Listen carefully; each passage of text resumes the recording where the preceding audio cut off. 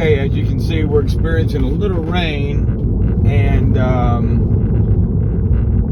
pulling into the first charger. And I want to kind of give you a view of how that looked. Now, as you can tell, we're in a pretty commercial area here now. I know it's hard to see because we're going a little quicker than probably the video allows you, but we're going to pull into a nice shopping mall, an actual mall, not a strip mall, and you're going to see that there'll be places for me to do a few things, and I'll show you that. This is my first stop. It's very convenient. It'll be very lit if it was later at night. You'll see that as we go along.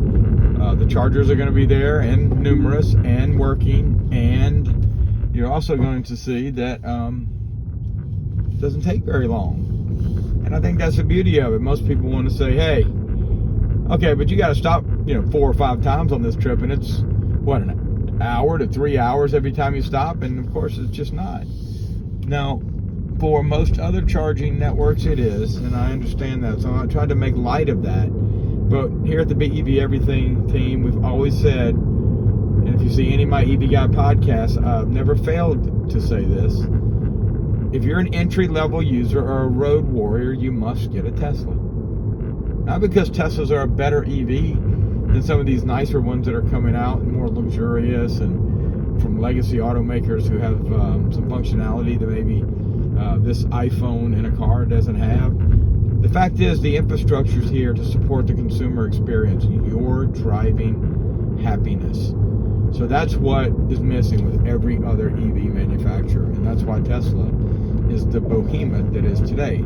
I know VinFast and all these others are claiming we do more electric vehicles, and maybe they do a few more, but PHEV plus BEV combined, but they'll never have the satisfaction that Tesla has until they build this network. So as you can see, there are a couple of Teslas here, and I'm pulling into mine. There's many stations open.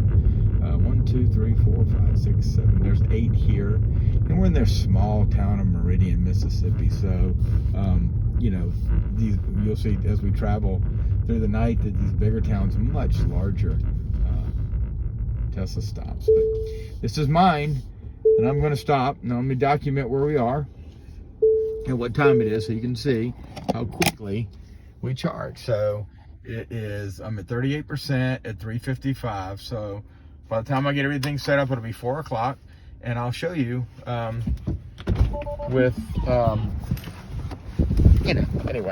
everything. It doesn't take long. Here is the mall. As you can see, it is a full-fledged shopping mall, as it all are. There are the other stations. And here's my Tesla charger, and look how hard this is. I'll pull it out, I'll bring it to my car, I press a button, and I plug it in, and lo and behold, I'm done. See it blinking? It'll start charging, and we're gonna be all done. It won't take long at all. So, I get back in my car. I would walk over to the mall for a minute, but I don't want to. It's raining. 20 minutes to continue my trip. So as I said, it's not very long.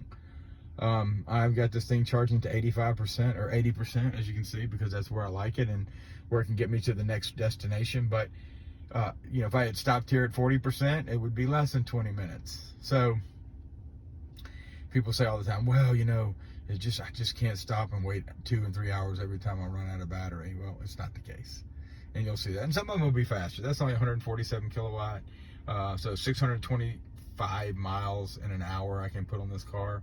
But some of them I get to 240 kilowatts, which would be double the time, and then it would be 10 minutes remaining. So it just depends on the the usage, right? It could be that these other cars are taking some of the kilowatts, right? Or it could be the power there. So anyway, no big deal what it is, but the point is it's not inconvenient. So I'm going to go ahead and have a sandwich. I think I've got my lunch back there. I do. Here it is. And then I'm going to be on my way. So again, here's John Ellis, the BEV guy, saying, keep it electric.